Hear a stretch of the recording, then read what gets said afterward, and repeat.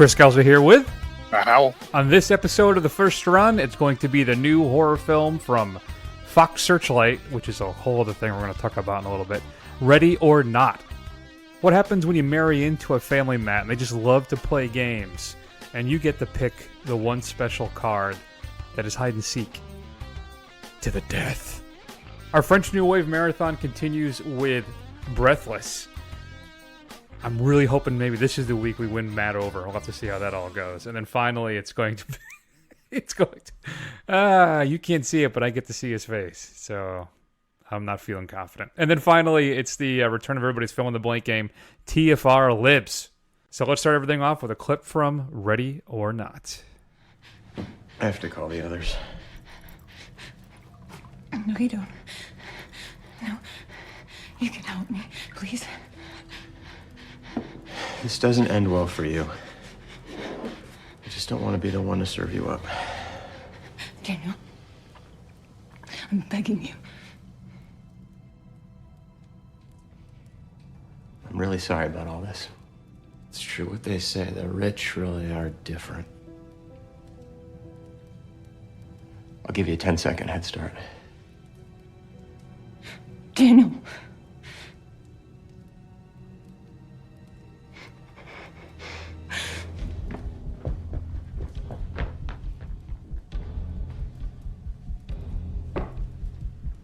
$1,000. $2,000. $1,000. $2,500. $1,000. She's in the study!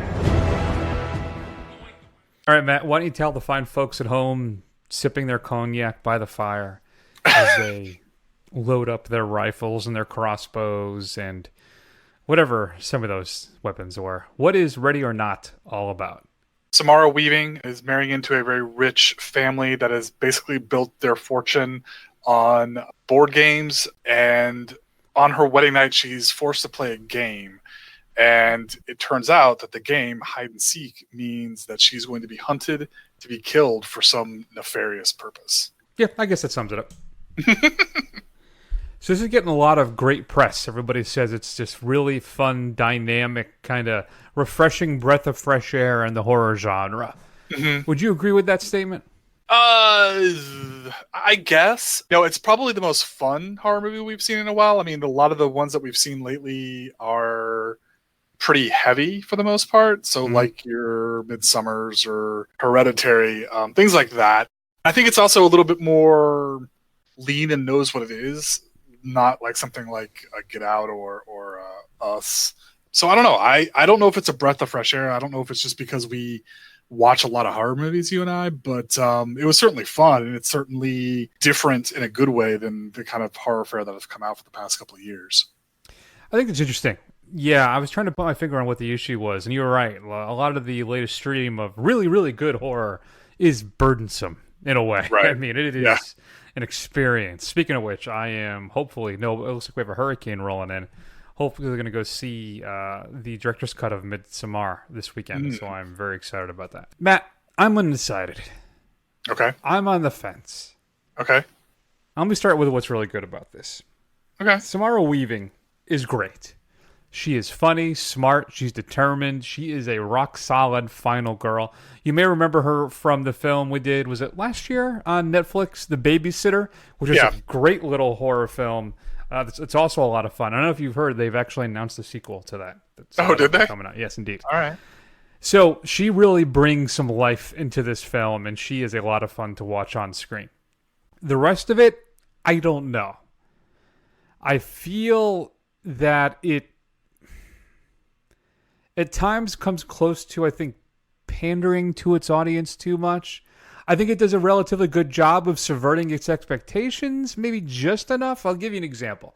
There's the scene where her character gets like an elephant gun, like a big hunting rifle with these gigantic bullets, or are they rounds, or what's the proper term? Yeah. So there's a thing they do with that I don't want to spoil for you, that they kind of, as I said, they subvert your expectation with that. But they also give that like freeze frame shot of her prepared and ready for battle, right? So it kind of plays into those cliches. I'm just not 100% sure it's as clever as it thinks it is. There's also an attempt at a satire on class here that I don't think it quite pulls off. And it's also a little squeamish on its violence, which I thought was R. This is a rated R film, but it's not, I don't think, really due to violence or gore at all. I don't, it's not, like you said earlier, it's not as foreboding and as heavy as your Midsommars, your Hereditaries, any of the stuff we've been seeing lately, your typical Gaspar Noé film. The gore stuff there, it just is not present here. Even in the end, in its big climax, the final toll is in thought horrific and execution okay. It's kind of played for laughs, which is fine. It's fine, but it also doesn't have that wow, hit to it. And I think the whole film is like that, where it's kind of treading this line of being funny, entertaining. I don't know if it's really even remotely scary. More just in its concept it is. But I don't know. It was just, it didn't quite measure up for me. It's solid, and I enjoyed it. And Samara Weaving really is what elevates this for me over being just kind of middling fare.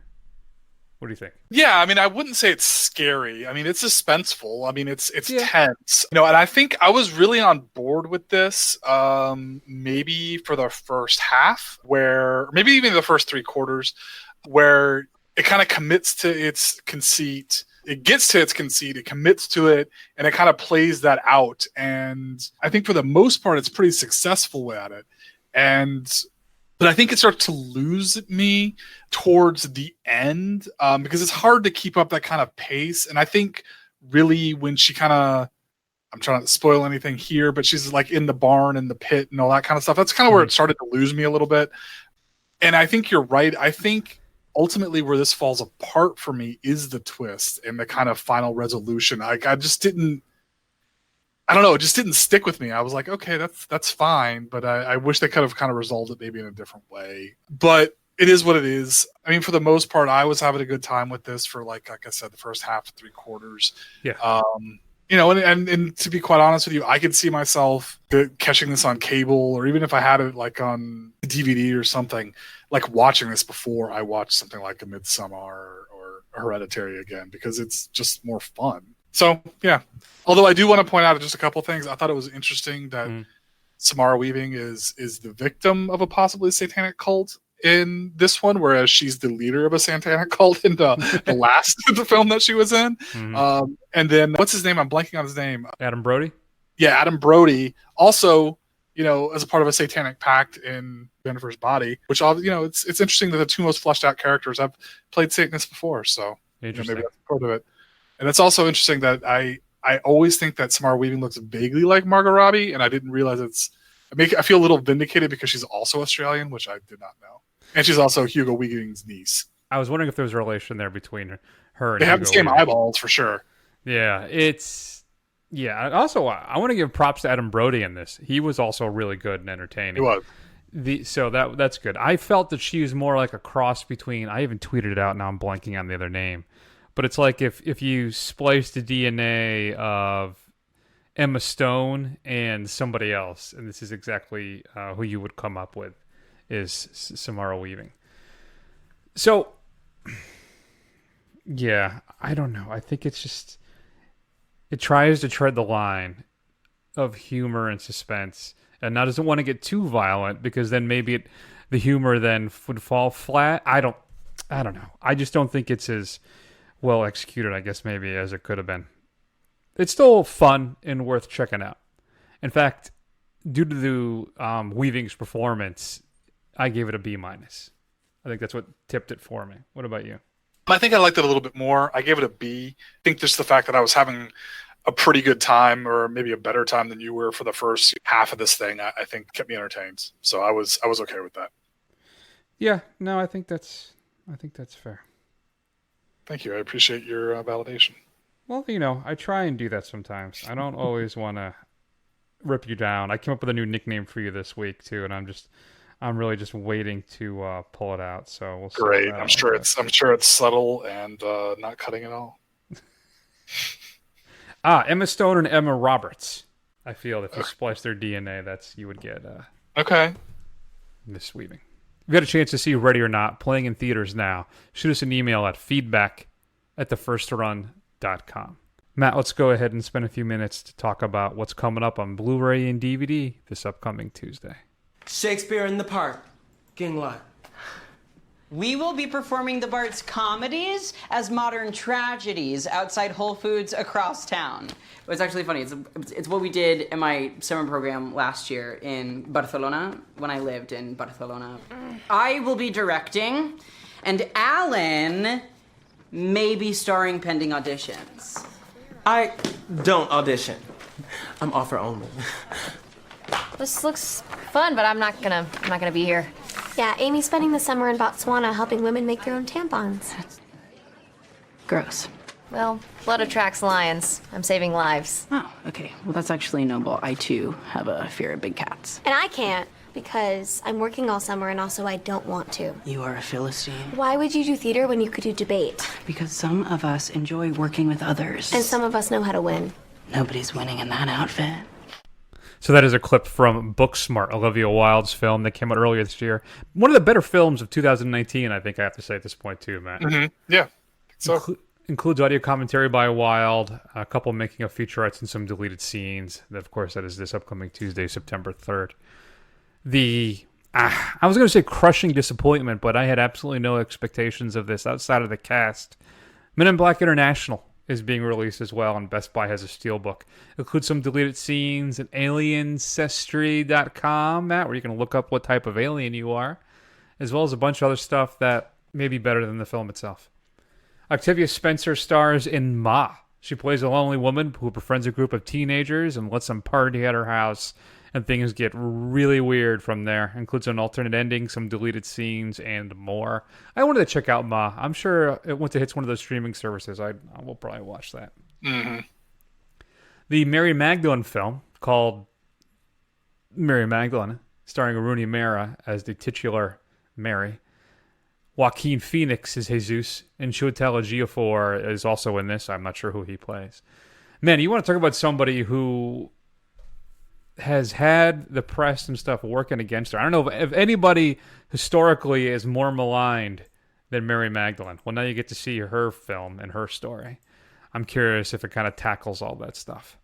There is a 80th anniversary 18 film collection, Matt, for The Dark Knight. There are 18 films in this set, all animated ones. You have Batman Gotham Knight, you have Year One, Under the Red Hood, Bad Blood, Batman vs. Robin, Son of Batman, The Dark Knight Returns, Parts 1 and 2. I think that's a cheat. They don't release them both together. Assault on Arkham, The Killing Joke, Batman and Harley Quinn, Gotham by Gaslight, Batman Ninja, which we still have to check out, Return of the Caped Crusaders, which is an update of the actual 60s show with Adam West and Burt Ward. Mask of the Phantasm, possibly the greatest Batman sequel of all time. I guess behind The Dark Knight. But easily the best animated film in the series. Mm-hmm. You've seen Mask of the Phantasm, right? That thing is awesome. It's really good. It's really solid. Mystery of the Batwoman, and then Superman, Batman Public Enemies, and Superman, Batman Apocalypse. True Detective Season 3, starring Marshall Ali, is being released on Blu-ray as well. New to Blu-ray, Criterion is giving us a brand new 4K restoration of Marco Bellocchio's Fists in Pocket. Includes some ported over featurettes as well as some new interviews and a brand new English subtitle translation. Two of Yorgos Lanthimos' earliest films, Dogtooth and Alps, are being released on Blu-ray as well. Dogtooth includes a new audio commentary as well as a new discussion with Yorgos and some deleted scenes. Alps has a new audio commentary by film critic Amy Simmons. The film The Good Mother, starring Diane Keaton and Liam Neeson, is being released on Blu. But I think, Matt, something to really get excited about. Scooby-Doo, Where Are You? The complete series from 1969 to 1978. Includes a collectible package, which is basically like a haunted house. And includes a Funko Pop of Scooby. And includes My Life with Scooby, Frank Welker's animated journey, who is the voice of Scooby-Doo, in case you didn't know. a featurette featuring 50 years of animated adventures for Scooby, and as well as a couple more things. Were you a Scooby fan growing up? Yeah, I watched it a lot. I mean, I wasn't a super fan or anything, but I certainly caught it on Saturday mornings. Yeah, I was a Scooby fan. I'm never really big on Scrappy. Nobody is. Yeah, he was the worst. 4K releases for the first time. We're going to get the fourth film in the series, Rambo, just in time for the new film, which I kind of admit I'm looking forward to a little bit. We'll see if it's half as entertaining as Rambo was. And then It is getting its 4K release, both versions, the Tim Curry one and the new version as well. And then your straight-to-DVD pick of the week, Matt, is In His Honor. Summoned by the necromancer himself, two boys must battle inside a sinister and diabolical basement to honor his glory. Will they come out alive, or is it just a bunch of juvenile mischief in the making? And I love this part right at the end. Chillax, it's all fun and fake. So what did I just spoil and ruin your whole movie, folks? Yeah, seriously. So that's your straight-to-DVD pick. Matt, what should we be streaming this week? Chris, there are so many things that are out there that are really good. I had trouble picking just one, but I'm going to recommend one of the best action films that have come out in a long, long time. Mission Impossible Fallout is available on Amazon Prime and Hulu. Sorry, Netflix, nothing for you, but it's a fantastic, fantastic action film if you have not seen it. No, it is great. I think Christopher McQuarrie really masters all of his technique in that film. He's been slowly building, I think, for a while, and I think everything just kind of snaps into place for him in Fallout. That is a great summer action film. Mm-hmm.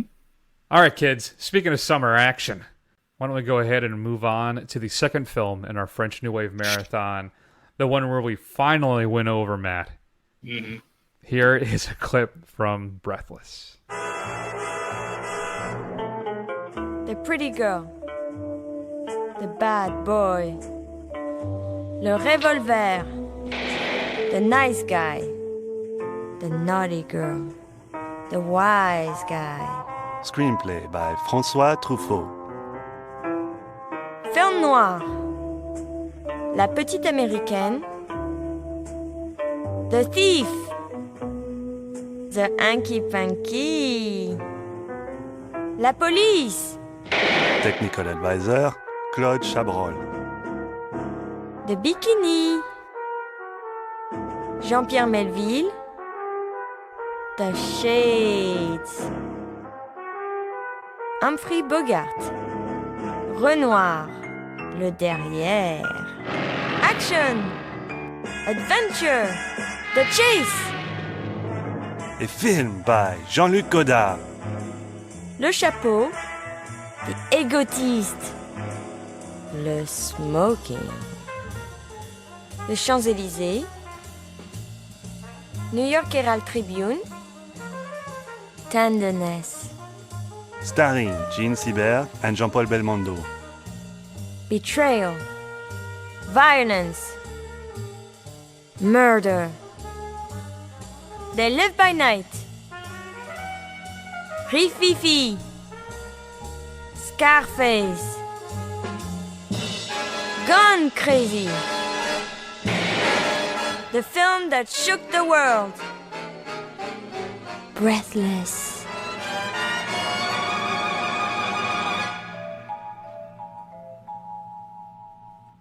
So that is a specially created trailer for the 50th anniversary release of Breathless, which is absolutely perfect.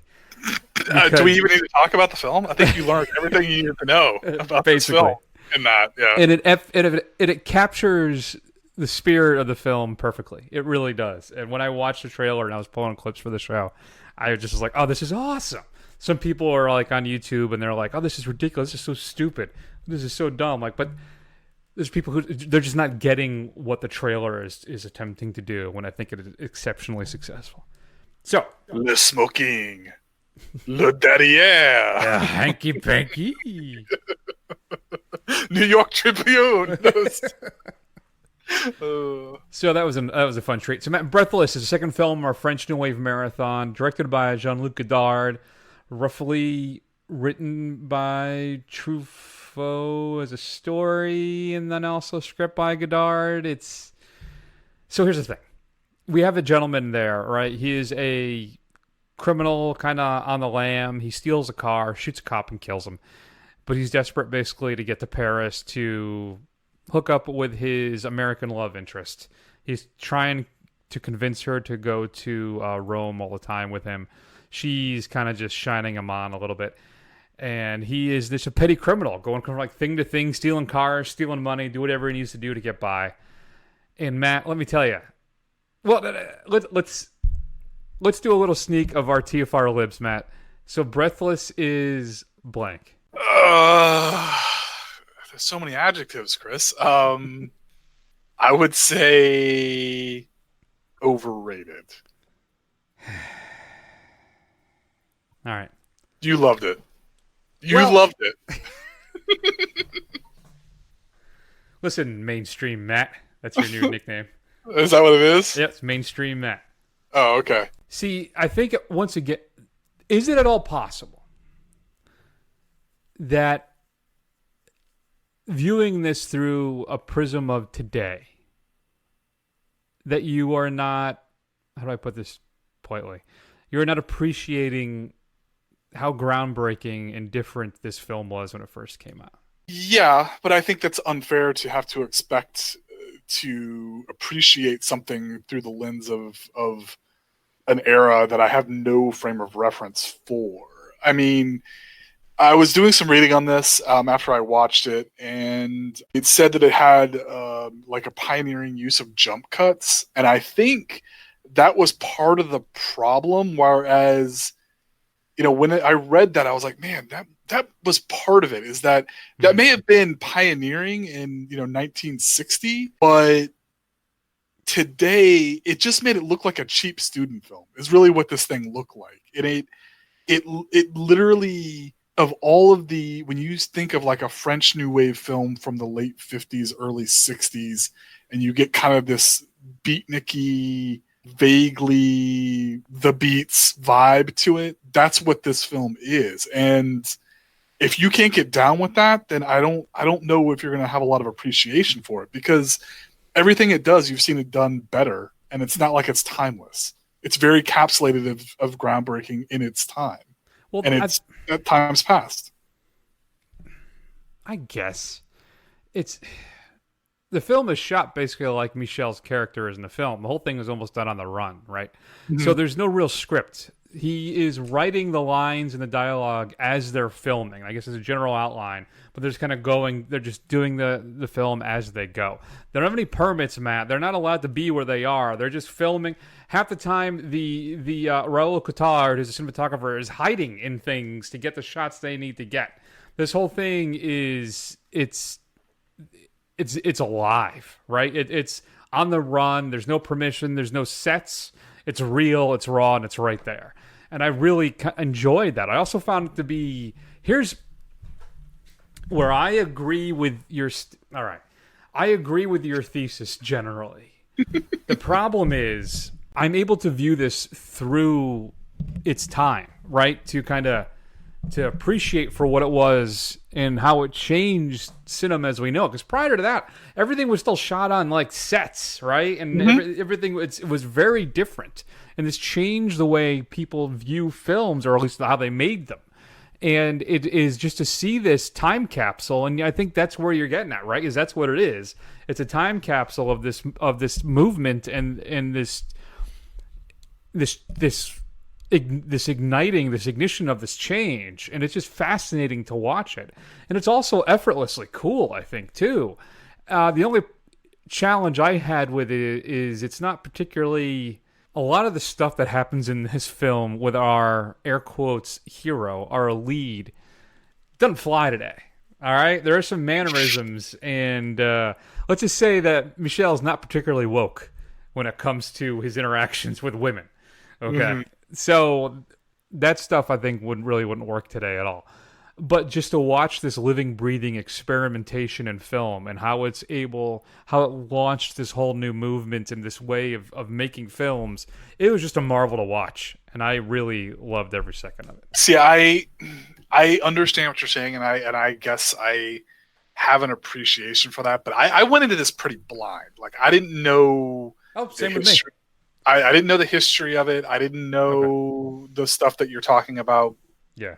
As far as it being made on the fly and all that kind of stuff. And I respect that, knowing that now, but at the same time, I don't think it's fair to have to appreciate or connect with something and to respect it more, to have more appreciation for it, having to know backstory. I feel like if presented with this and kind of given it to me as it is, it's just not something I can connect with these days. And it's just weird because the tone is just so weird in it. It's just like he's this guy and he just steals a car out of nowhere and he's running from the cops and he just shoots the guy, and it basically, there's no weight to it at all. I think there's even a scene where a pedestrian gets just run down and he just walks over, kicks the body with with his shoe, and then walks away. The whole tonal aspect of this thing is just so But that's the thing, because they're separated from the society, Matt.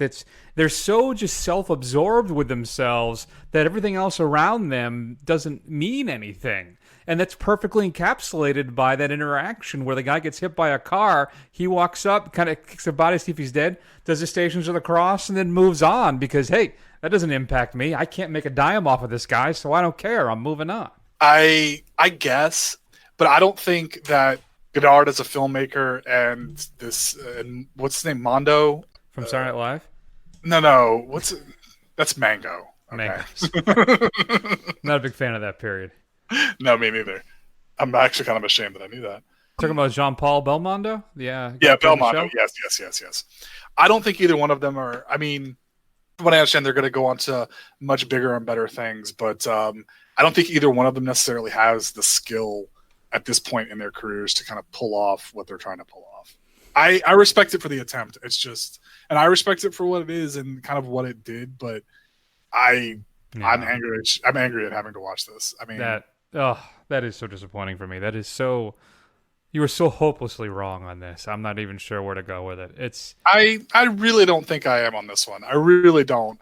I mean, I think we watched a bunch of classic films, and I think even as ones that I hated, like the Gone with the Wind, I could still manage to connect more with those films and what they were trying to produce than this. I mean, I didn't, and I'm not going to give it an F or anything like that, but I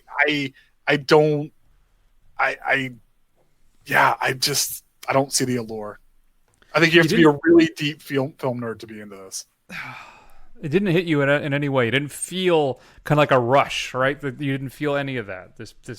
No, I mean, I was more moved by the 400 blows and kind of the kind of more contemplative, shot aspect of that. The kind of frenetic pace and weird tone, it just didn't work for me. All right, that's disappointing. Maybe when we've still got 3 more to go. Yeah. Win me over. Well, yeah, this I can tell you, the award ceremony for this is going to be a blast. I can it is. It's going to be a good time. So, not shockingly, I'm giving Breathless an A. Matt, you're going to give it something in the C range, I assume. Yeah, I'm going to give it a C+. That is painful. C+. I mean, I'd be very curious to see what Film Twitter thinks, or some of our esteemed guests who are big movie fans. I would be curious to see if any of them have seen this, what they think of it. Yeah, I don't. Some of the people I interact with, it's, and I don't say this to put them down at all, but they haven't watched as much. Now, heck, I'm just getting to this now. I have not seen it, right? But it's a lot of the people now who do other film podcasts and stuff. They're younger than us. Mm-hmm. The people born in the 80s, maybe even early 90s, which terrifies me to even say. So they're more, more into recent fare, and I'm sure as they get older, they'll widen out their experiences and their viewing. So, yeah, it would be interesting to know. Maybe we can set something up with that. If you've got a chance to see Breathless, you want to break my heart, shoot me an email at feedback@thefirstrun.com and say, Matt was right. This is a C+ film at best. Chris, you are dumb, though shockingly handsome. I will accept that. Well, I mean, it could be. I mean, maybe they'll split the difference, Chris. Maybe they'll be like, Matt's too harsh, but it's not as glowing as you think, and they'll give it like a B or something. I would think you would at least appreciate that both of these films have basically been 90 minutes and under. I do appreciate that quite a bit. I did appreciate that Ready or Not was also a lean 90 minutes. This is my wheelhouse right now. This is where I am. It has to be something I'm really committed to sit 2 hours plus. Well, we're going to talk a little bit about something like that in our next segment. So Breathless, available right now, I believe, on the Criterion Channel for streaming. Mm-hmm. I did blind buy it quite a few years ago, and I'll give you a little sneak peek for the Great Unwatched series. Was this worth a blind buy? For me, definitely yes. Well worth the purchase price. If you've had a chance to see it, shoot us an email. feedback@thefirstrun.com. Speaking of feedback, Matt, why don't we fill in some blanks, baby? But in a totally wholesome way. I came here to find Eddie. Eddie? I've seen him. Eddie. What do you know of Eddie, Dr. Scott? I happen to know a great deal about a lot of things. You see, Eddie happens to be my nephew.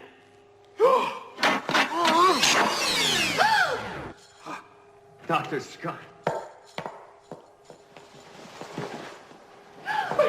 Kenneth! Dr. Scott! Janet! Dad! Rooker! Kenneth! Dr. Scott! Janet! Dad! Rooker! Kenneth! Dr. Scott! Janet! Dad! Rooker! Listen, I made you, and I can break you just as easily. That is the classic Rocky Horror Picture Show. Matt, this is TFR Libs, where we do fill in the blank game. And I'm not sure if you've seen what's been bubbling up on the film Twitter right now, the last day or so. But one of the big things we feared appears to be happening. Disney is limiting Fox's catalog for licensing. So if you're an art house or a second-run theater, whatever the case may be, they have stopped accepting requests to show older films. Disney has put the kibosh on any of Fox's catalog being run, except for Rocky Horror. That seems to be the only one they're allowing people to continue to license for that Halloween midnight runs that happen all over the country. So, Matt, Disney's limiting of the Fox catalog is blank. Disappointing, but not surprising. Disney's been in this kind of mode for, I mean, even if it was just their films, I mean, they would take some of their animated films and they would put them in the quote-unquote vault, and you wouldn't see them again until they're re-releasing with all kinds of fanfare, and, you know, they rake in money on a whole new set of people because they'd buy it because they didn't know when it was going to go away again. I'll be curious if they start doing this with stuff like Marvel films, like they just lock away all of Phase 1 or something, and you only have to be a Disney Plus subscriber to get at it or something like that. I wish they wouldn't. I don't like this. I wish they weren't doing it, but yeah, it doesn't surprise me, unfortunately. And I guess if this is the most evil thing that they can do, I think we should count our blessings and say we only got off with that. My response is similar to yours, which is profoundly disappointing but expected. And I'm just going to say, if you enjoy any Fox films that are of questionable subject matter, anything that is like hyper-violent, gory, anything wholly inappropriate or hilarious that is dark, anything like that, I would recommend going out and buying a physical copy of it today. Because I would not be surprised if they have some dark stuff in their catalog that they are just not going to renew. And they're either going to do what you say and hold on to it and maybe reissue it, or just let stuff go out of print, or force you only to be able to buy it exclusively from them. So if there's anything out there, you know, it's exciting that Ripley is now a Disney princess. I get that. But it's still, and I'm concerned that this is just a beginning. I'm not sure what else is going to happen. Decades and decades and decades ago, theaters own movie theater chains, and that split. I'm concerned that that's what's going to happen again. But I think this is the first shot across the bow, and it's a major one. And it's really upsetting. So if there's something out there, grab a physical copy of it today if you think there's any chance they could pull it, because they likely will. Yeah, I wonder. I'd be kind of curious. Not that I want to pour through Fox's, 50 years of back catalog or anything like that, but I wonder what would be most likely to go. That's interesting. They're not going to get rid of Aliens or something. They can't. No. I'm gonna go through some Fox horror films while you're talking and see if anything comes up. Though, have you heard that well, actually, you know what? It may be one of yours. So let's just go ahead. What do you got? So I was completely unaware that this was happening. So I just kind of want to get your just straight up reaction. I'm sorry, it's kind of a boring one, but I was shocked. Chris Rock's Saw reboot will be blank. I had that on my list as well. Your answer, Matt, is pointless. Mm-hmm. I don't know. Listen, this is a franchise that I think should have stopped after maybe 3. Those films are ugly, and I don't just mean in violence and gore ugly. They're shot. They're just aesthetically just displeasing or unpleasing, or they're not nice to look at.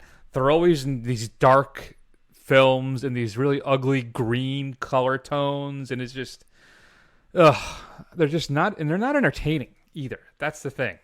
They're just morbid and punishing films. Now, are they going to reboot them and make them fun? A la maybe like a Escape Room from earlier this year, which is a January release. It's actually kind of entertaining, I guess. But these things are just known because they're hyper violent and they're super cheap to make, and they had a dedicated audience. And it's for me, it's just pointless. I don't see the point. Yeah. Outside of money.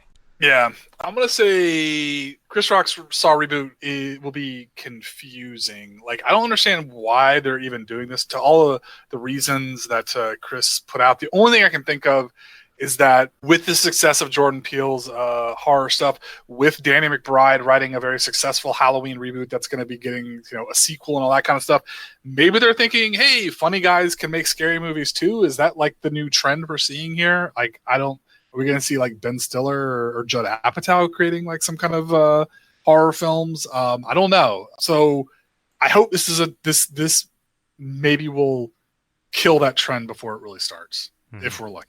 Matt, the appearance of Dark Ray in the new Star Wars trailer is blank. It's a dark side vision. It's like it's basically just like Luke in the in the cave on Dagobah. Even just the background, it looks like that kind of repeating vision that she saw in the cave at Luke's place. So yeah, I think it's exactly it's the same thing as Empire when he kills Vader and it's revealed to be himself in the mask, right? Mm-hmm. I think that's exactly what that's going to be. So I know the internet's all freaking out about it. I like the fact that some people think there's a couple lesbian film critics that we follow that are just basically stating that I found my new partner. I am now getting married to Dark Ray. And have you seen the Swiss Army knife lightsaber gift? Yeah. I thought that was pretty funny. Yeah.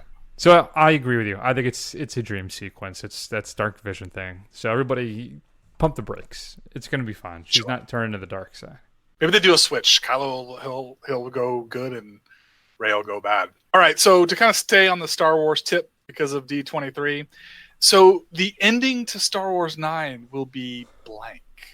Satisfying. I think that Abrams is going to do what he does, which is just fan service the hell out of this thing. And it's going to give you exactly what you want. And at the end, you're going to walk out and feel like you just had a great meal and all is right with the world. And I think it's going to be fantastic, but it's not going to be interesting, and it's not going to take any chances. It's not going to be like Rian Johnson's film, right? It's not going to be Last Jedi, which advances, I think, the franchise. This is going to be a retraction, but it's still going to be entertaining and fun. And I think it's going to be a great big ending, and I'm dying to know what the C-3PO Red Eyes thing is all about. If it's like an instant kill Spider-Man ability that C-3PO's always had. I guess we'll find out. But yeah, that's my answer. I'm actually going the literally direct opposite. I'm going to say unsatisfying because I'm actually really concerned about this. So for better or worse, the prequels and the original trilogy, they all were written with story beats from George Lucas, right? I mean, he may not have written them. I mean, obviously he didn't directly write the script for the best one. Empire Strikes Back.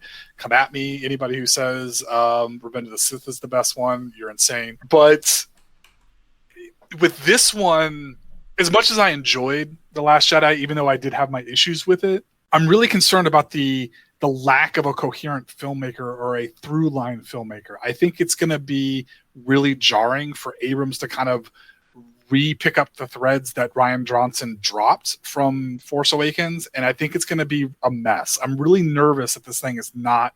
It's just they've just kind of screwed it up so much, or they've kind of just changed it so much between Abrams and to Johnson that it's going to be a mess. I can't imagine. I don't think so. Or at the very least, maybe not a mess. I think, but I just don't. I think it'll be ultimately. I think there's too much ground to cover, and from what Abrams wanted to do and what he set up from the first one, to kind of wrap it all together in a nice way or a satisfying way. We'll find out. But I think you're going to be fine. I don't think you have anything to worry about. And the red eyes, anybody who's out there, if you read the Marvel Darth Vader comic books, which are fantastic, they're short. They're like 2 series of like 25 issues each. They're in the first series, he's working with a mercenary bounty hunter who has a, for lack of a better term, torture protocol droid. So it's basically a black C-3PO with red eyes that has a psychotic personality. And he is fantastic. He is a wonderful character. So I'm hoping that's a little bit of what we get. Oh, interesting. Like an infiltration type thing? No, literally like an enhanced interrogation droid is basically what he is. Like he shows up, he's all pleasant, like so it's not C-3PO, or it is, and just ability that clicks on. It's not C-3PO, but it looks like him. It's a protocol droid like him that's designed for torture. Dang. Yeah. Some dark stuff, brother. I think one of my favorite thing from the Mandalorian trailer too is clearly it looks like the return of IG-88. Yeah, that looked awesome. That looks fantastic. That whole thing looks fantastic. I'm on board with Disney Plus now just so I can watch that. I mean, Giancarlo Esposito, yes, sign me up. Everything about that looks fantastic. Mm-hmm. I love too when he shoots that net capture thing and pulls the guy through halfway through the door that's closing. Yeah. Oh boy. I can't imagine that Disney's that's clearly a scene that's going to go black or cut to another angle right before that thing closes. Anyway, Matt, Martin Scorsese's The Irishman being 3 hours long is blank. Excessive. How long was Silence? How long was that? Oh yeah, that was a long one. That was really long. That was way longer than it needed to be. Let's see here. You're coming in at 161 minutes. Yeah. Irishman's supposed to be like 210. 210. That is patently insane. Yeah, that is just, Marty, that's just way too long. 3.5 hours? That is crazy. There's no way. And I'm sorry, Chris. I know it's getting a limited release. I am not watching that thing in the theater. I'm going to have to watch it on Netflix, because I believe Netflix is basically, as soon as it goes out of theaters so they can get it up for awards, it's going to be on Netflix. I'm going to need to be able to be somewhere I can pause it, take a little breather, go to the bathroom, all those kinds of things, because there's no way I'm sitting there for 3.5 hours in a theater for that. Makes me wonder, I saw somebody tweet it to Alamo Draft House, said you guys better screen this because I'll be eating 2 dinners while watching this thing. I wonder about, because I was thinking about this the other day, because I think I find myself now, I'm much more conscious of it, so I don't do it as much. But when I'm watching something from home on Netflix or whatever the streaming service is, I'm usually doing something else. I'll be on my phone, on my laptop, doing something. I don't know. And I've caught myself doing that, so I don't do that anymore. I really started with Stranger Things Season 3, and then I just wrapped up Mindhunter Season 2, which we should, I don't know where you are on Mindhunter, but we should do a TFR focus on both of those. Just a quick, just knock out the most recent seasons. Because we did do that whole run for those a couple years ago. But for me, it being over 3.5 hours long is perfectly acceptable. If Marty wants to do a 3.5 hour film, then he can do it. I think he's earned it at this point. I'm not scared of length in a film. I'm really not. As long as it's interesting and entertaining, it does not bother me at all. In fact, sometimes I want more. I want to live and breathe in these worlds. And if that's what we're going to get, then I'm all set. You got Bobby D, Al Pacino, Pesci, Harvey Keitel. What are you going to do? America's sweetheart Jesse Plemons is in this. So yeah, I mean, I think more of it, I think I just had this weird thing where I will not get up to go to leave the theater because I don't want to miss any of it. So like, even no matter what it is I'm watching, so it can be a real challenge if it's real long, you know. But I think it's very interesting that you said the thing about when you're streaming something, you're doing something else. It's one of the reasons I get so frustrated with the foreign language films we do, because I can't do that. Like I can't look away. I can't look away for a second because I have to sit there and pay attention to the damn thing the whole time. So it better be a great film because it is. I can't get distracted by anything else around it. You can't do that, man. You got to focus and watch. It's not a watch. You're not watching a ball game, man. You're investing in watching an artistic experience. And yeah, no, I've really made an effort to stop doing all that. Mm-hmm. There you go. That's what I got. Any more? Yeah, I got one more about Disney, but I'm just kind of curious. It's something that got lost in the shuffle. So after the Disney acquisition, the quality of The Simpsons will blank. I have not watched The Simpsons since like season 5, I think. Yeah, the first, it really is. The best seasons are like 6, 7, 8. Okay. Maybe I was in then. I don't know. And then like 9 and 10 are pretty solid too, but then it quickly starts to go downhill. And I haven't watched it in like 10, 15 years. But man, I started watching some of those old ones again, and I really miss good Simpsons. So Disney's acquisition is going to do blank to the franchise? What are you saying there? Well, the quality of The Simpsons will blank after the Disney acquisition. So I don't know how good it is now. If I go off of what you're saying, which is not terribly good right now, what will Disney do with it? Will they help with the quality of the show? Sure, I guess. I don't know. I feel like I wish I was more passionate about this. I know there are some big Simpsons fans out there. I think it was after the movie, actually, is what it was. So I was very underwhelmed by the movie. And then I was kind of just it kind of drifted out from there. But yeah, no. So it's it'll be fine. It'll be as it is. It'll run for another 2-3 seasons, and maybe they'll finally cancel it. I don't know. I wish I had a more impassioned opinion on it. Yeah, I'm what surprised. do you think? Yeah, I think it'll stay the same. I think it's well past its prime, unless they do a complete gut job and a real overhaul of that entire writers' room and some of the reboot. Reboot the whole show.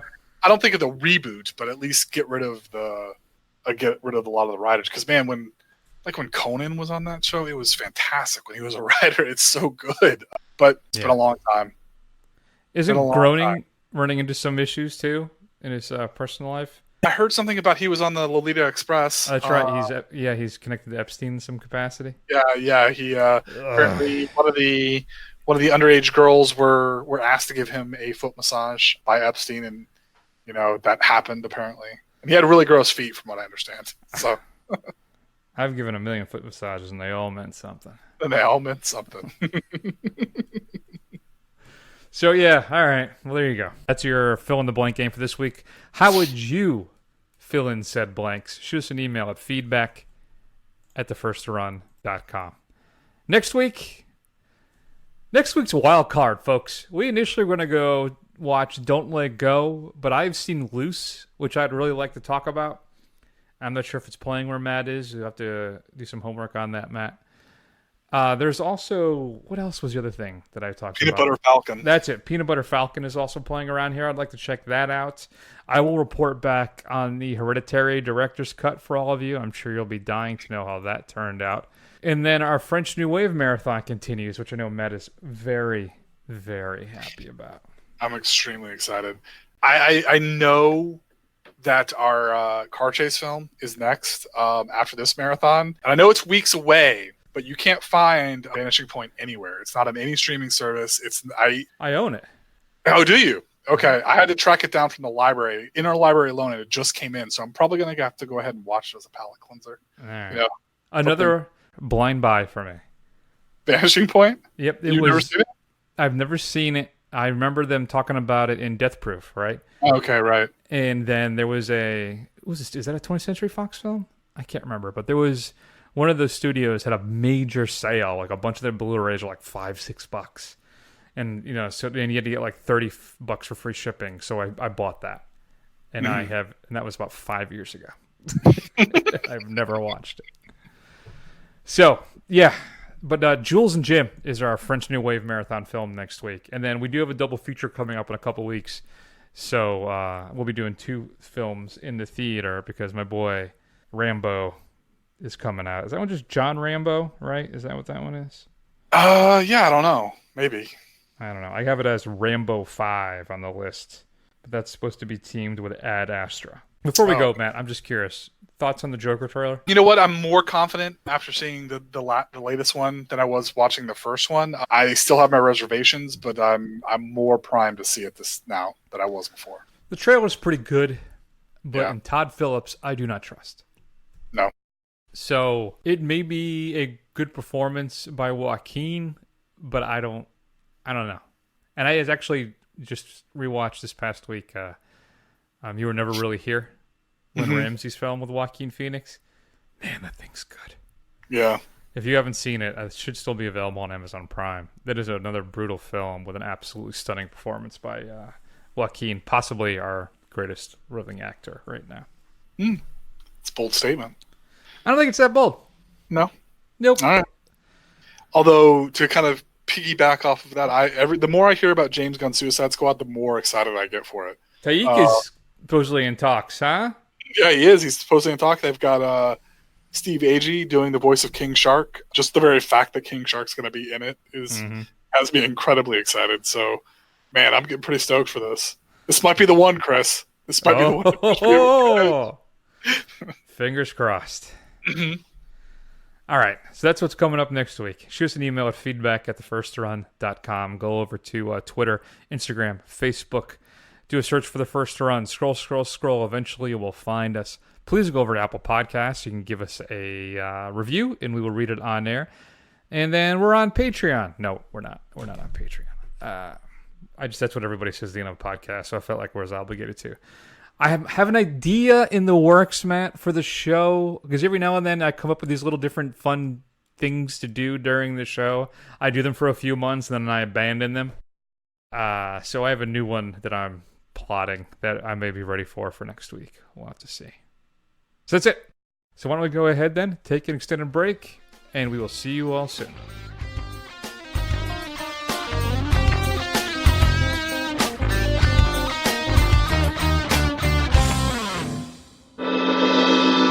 There's the creeper. Well, I'll be. You kids have certainly wound up all the loose ends in this case. Blasted meddling kids.